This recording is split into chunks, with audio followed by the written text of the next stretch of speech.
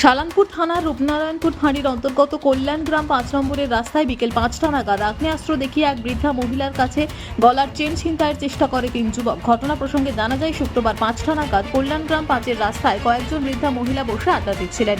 ঠিক সেই সময় 3 যুবক মোটর বাইকে চড়ে এসে শিপ্রা দাস নামক বৃদ্ধা মহিলাকে আগ্নেয়াস্ত্র দেখিয়ে গলার চেন ছিনতাই করার চেষ্টা করে বলে অভিযোগ। তবে আশপাশে বসে থাকা মহিলারা চিৎকার শুরু করলে তারা পালিয়ে যায়। এই ঘটনা প্রসঙ্গে বৃদ্ধা শিপ্রা দাস জানান, আচমকায় 3 যুবক এসে আগ্নেয়াস্ত্র দেখিয়ে গলার চেন খোলার চেষ্টা করে।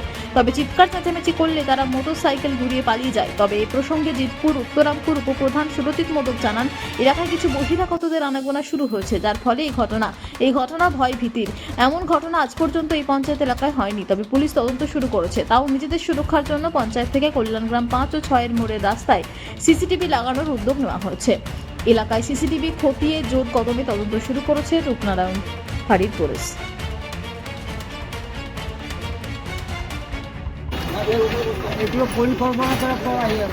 না না, আপনার ভিডিও দেখছি তো ভিডিওতে দেখা যাচ্ছে তো আপনি করছেন।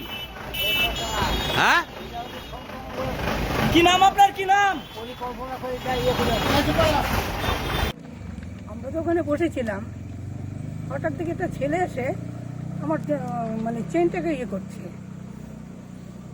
মানে নেবে আর কি, উল্টোপাল্টা গালি দিচ্ছে আর সমানে চেনটা ধরে টানছে। আমি তো নামলো, ভদ্রলোকের বাচ্চার মতো নামলো, আমরা কি করে জানবো যে ও, ভাবলাম যে কারোর বাড়ি হয়তো জিজ্ঞাসা করবে, তখনই নেমে নোংরা গালি দিচ্ছে আর ওর চেনটা।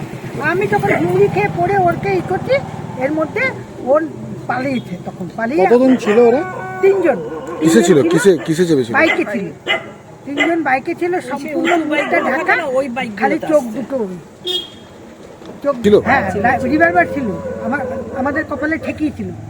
তখনই আমরা চিৎকার করতে করতে এত দূরে এসেছি, কিন্তু আমি খালি পায়ে ছিলাম বলে আমি ধরতে পারিনি, নাহলে চটি পড়ে থাকলে ওকে আমি ফেলে দিতাম। চেনটা কি তারা ছিনতাই করে নিয়ে গেছে?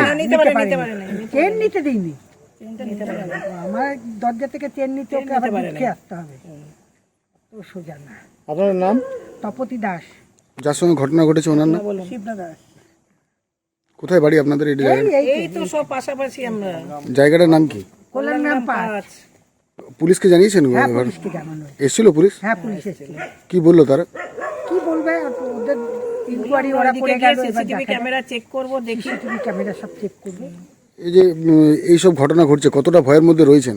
আমার একটু ভয় পাই না। আমরা ভয় পাই নাই, আমরা ভয় পাইনি। 40 বছর এখানে হয়ে গেছে, আমরা কোনো ভয় পাই না। পঞ্চায়েত অফিস কার্যালয়ে ছিলাম, সেই সময় আমার পাড়ার প্রতিবেশী আমাকে টিঙ্কুদা ফোন করে যে এখানে পিসি বা কাকিমা যারা রয়েছে তারা প্রতিদিন এখানে নিত্যদিন বসে থাকে এখানে, প্রত্যেক দিন, মানে আজকের থেকে না, এটা মানে আজ 20-25 বছর ধরে এখানেই বসে প্রতিদিন। হঠাৎ আজকে নাকি 2-3টে ছেলে একটা বাইকের মধ্যে চেপে পড়ে, মুখে কাপড় বাঁধা ছিল, তারা দুবার রাউন্ড করে পড়ে, এখানে কাকিমা ছিল, ঠিক আছে, কাকিমাকে জোর জবরদস্তি মানে রীতিমতো আগ্নেয়াস্ত্র ঠেকিয়ে পড়ে চেন ছিনতে চেষ্টা করে, ঠিক আছে। সেই খবর পেয়ে আমরা আসি, তখন ছেলেগুলো বেরিয়ে গেছিলো। কুসুম কাহিনী থানাকে ফোন করা হয়, করোনা ভরসাকে ফোন করার পর রাজীববাবু এসেছিলেন, ওনাকে জিজ্ঞেস করালো।